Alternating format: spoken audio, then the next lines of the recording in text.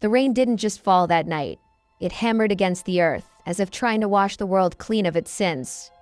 We were the Sunday Strikers, a ragtag amateur soccer team from Seattle. Our track record was miserable, mostly due to arguments, injuries, or the weather. But our manager, Bob, was an eternal optimist. He had signed us up for a charity tournament in Oakhaven, a town buried deep within the gloom of the Pacific Northwest woods. Think of it as a rustic retreat. Bob had chirped as our van skidded over the muddy back roads. Fresh air, friendly locals. But the friendly locals were ghosts in the mist. When we rolled into Oakhaven, the town felt abandoned, a collection of rotting timber sinking into the moss. Our lodging, the Oakhaven Community Center, wasn't much better. It was a drafty, Victorian-era relic that smelled of wet wool and forgotten history. By 8 p.m., the storm had severed the power lines. We were 6 grown men huddled in the main hall, sitting on the dusty floorboards, illuminated only by the nervous flicker of our flashlights. Outside, the wind howled like a wounded animal, clawing at the windows. To kill the mounting dread, Steve, our goalkeeper and resident skeptic, produced a deck of cards. "Let's play," Steve said, the cards shuffling with a sharp, rhythmic thwip-thwip. "Unless, of course, you boys are afraid of the dark?" "I'm not scared of the dark," Mike muttered, pulling his collar up. "I'm scared of whatever is watching us from it." The air in the room grew heavy. Shadows stretched and twisted against the peeling wallpaper, dancing in the corners of our vision. We played a few hands of poker in silence, but the mood was wrong. The house felt awake. Suddenly, Steve stopped shuffling. He scanned the empty room, a strange, crooked grin spreading across his face. "You know the local legend?" he whispered, his voice cutting through the silence. "They say this lodge was built by a magician who vanished during his final trick. They say he never actually left." "Cut it out, Steve," I snapped. "No, really," Steve pressed, his voice dropping to a gravelly low. He held up a single card, the Ace of Spades. "They say if you challenge him, he answers. Like this." With a flick of his wrist, Steve set the card spinning high into the air, aiming for the dark, vaulted ceiling. "If there's a spirit here," he bellowed, "let this card vanish into thin air." We all looked up.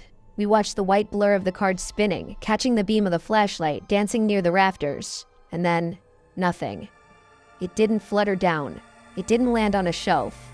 It simply ceased to exist. Where did it go?" Mike's voice trembled.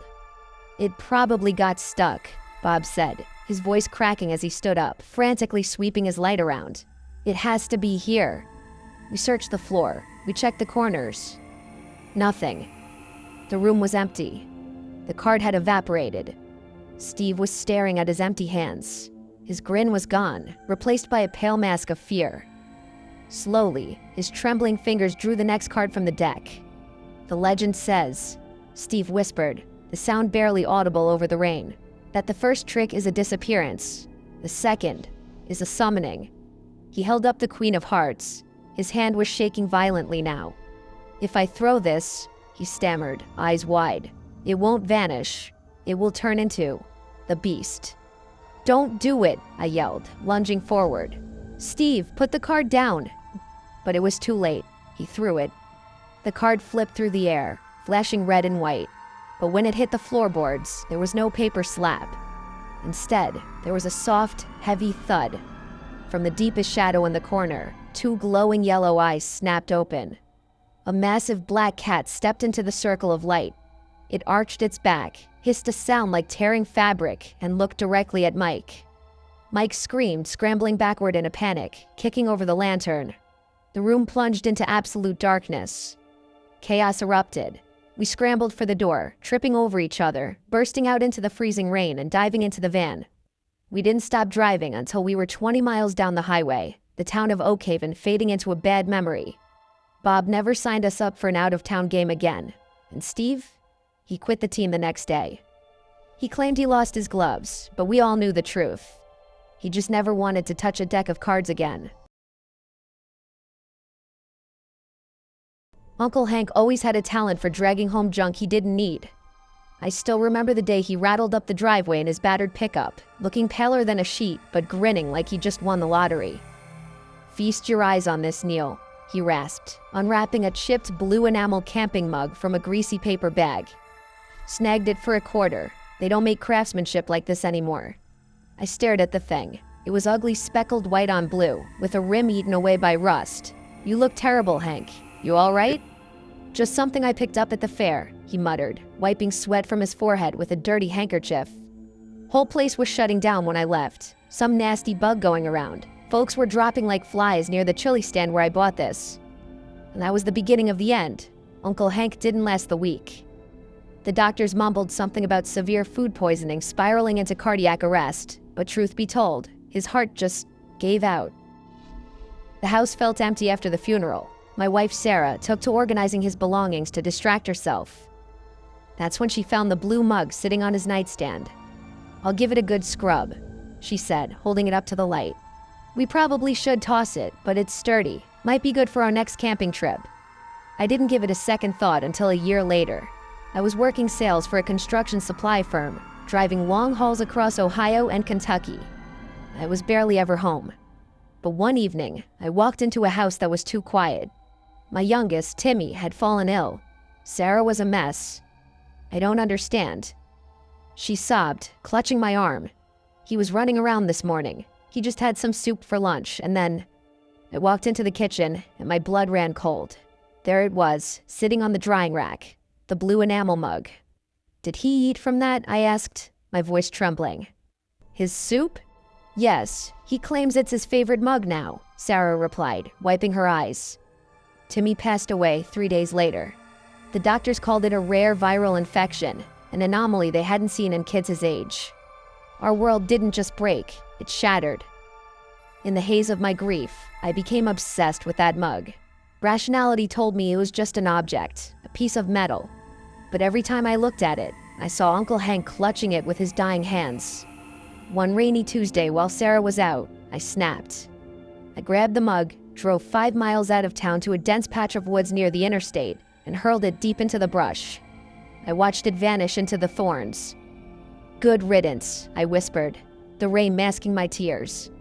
Months blurred by. We tried to stitch our lives back together. My niece Mia came to stay with us for the summer, a bright, bubbly 10-year-old who brought a little light back into our home.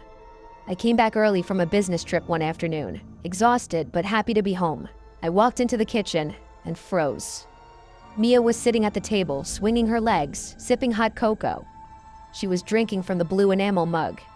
My knees nearly gave out. The room spun. "Mia," I choked out. Where did you get that?" She looked up, beaming, a milk mustache on her lip. "Oh, this? The dog brought it in from the woods yesterday. It was super muddy, but I scrubbed it real good. It's cool, right? Totally vintage." I stared at the mug. The chipped rim seemed to curl into a sinister grin. I wanted to scream, to slap it out of her hand, but I was paralyzed by a horrific realization. It had found its way back. I snatched the mug from her too roughly, scaring her, and shoved it into the trash compactor, crushing it instantly. Mia started to cry, but I didn't care. I had to kill it, but the damage was already done. That night, Mia spiked a fever that burned like fire. By morning, she was delirious. I stood by her bedside, watching the life fade from her eyes, and all I could see in my mind was that blue speckled enamel. It wasn't just a mug, it was a vessel. And as I looked out the window at the row of trash cans lined up on the curb for pickup, a sinking feeling hit me in the gut. If I went out there and checked the bin, it would be empty. The mug was probably already back on the shelf, waiting for its next drink. The invitation arrived on heavy, cream-colored cardstock, strangely archaic for a man like Dr. Victor Kane. Kane, a brilliant but disgraced anthropologist, had vanished from the academic circuit 2 years ago, retreating to a fortress-like estate in the snowy peaks of Aspen, Colorado. Dr. Silas Stone, a theoretical biologist from Boston, held the card under his desk lamp. The message was scrawled in frantic handwriting. "Come immediately, Silas. I have bridged the gap.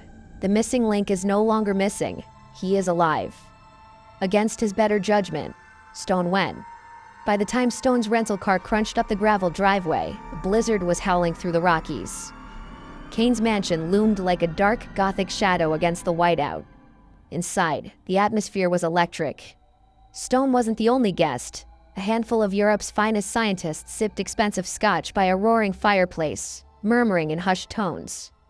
Victor Kane descended the grand staircase, looking thinner than Stone remembered, his eyes bright with a manic energy. "Gentlemen," Kane's voice echoed in the high-ceilinged hall. "Forget the fossils. Forget the dusty bones and museums. Tonight I show you the flesh." He led them through the back of the house to a high-tech containment unit in the yard, ringed by humming electric fences. Floodlights cut through the swirling snow, illuminating a figure hunched in the center of the pen. It was a man, yet not a man. Thick, matted hair covered its body. It moved with a loping, predatory gait, tearing into a raw flank of beef with primal savagery. "Homo afarensis," Kane whispered, his breath clouding in the freezing air. "Alive, unchanged for 3 million years. I found him in the deepest, untouched vein of the Amazon." The scientists gasped, pressing their faces against the cold glass of the observation deck. Cameras flashed. But Silas Stone stood back, his brow furrowed. He watched the creature pace. It stopped, picked up a jagged rock from the snow, and hurled it with terrifying precision at a crow perched on the fence. The creature threw the rock with its left hand. A cold chill, sharper than the aspen wind, shot down Stone's spine.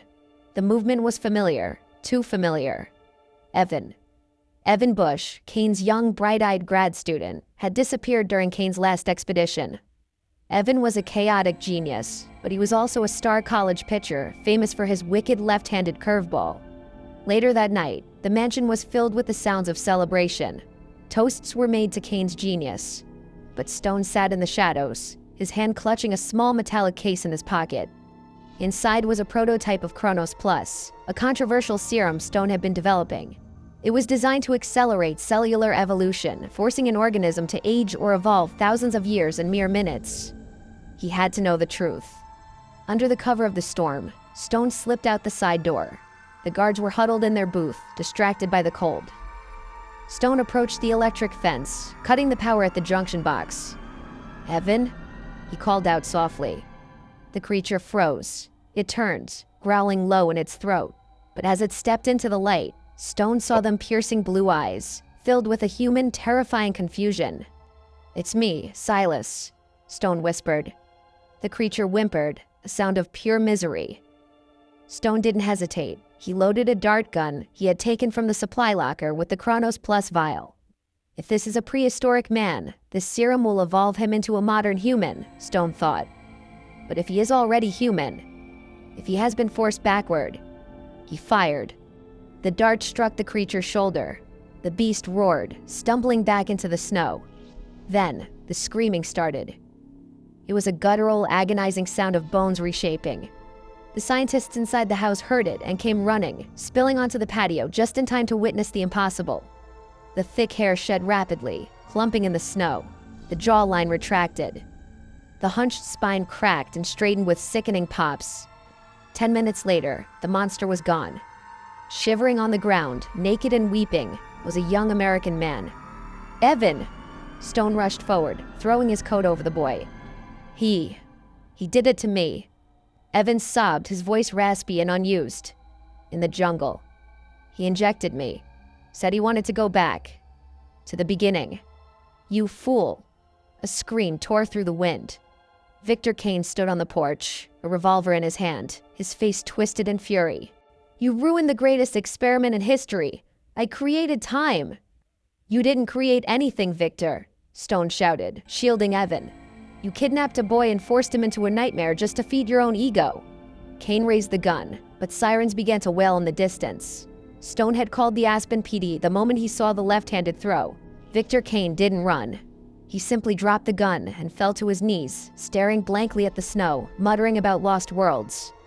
The discovery of the century became the scandal of the decade. Dr. Stone's Chronos Plus was locked away, deemed too dangerous for mankind. But in the quiet academic halls of Boston, the story is still whispered a warning about the thin, fragile line between scientific genius and madness.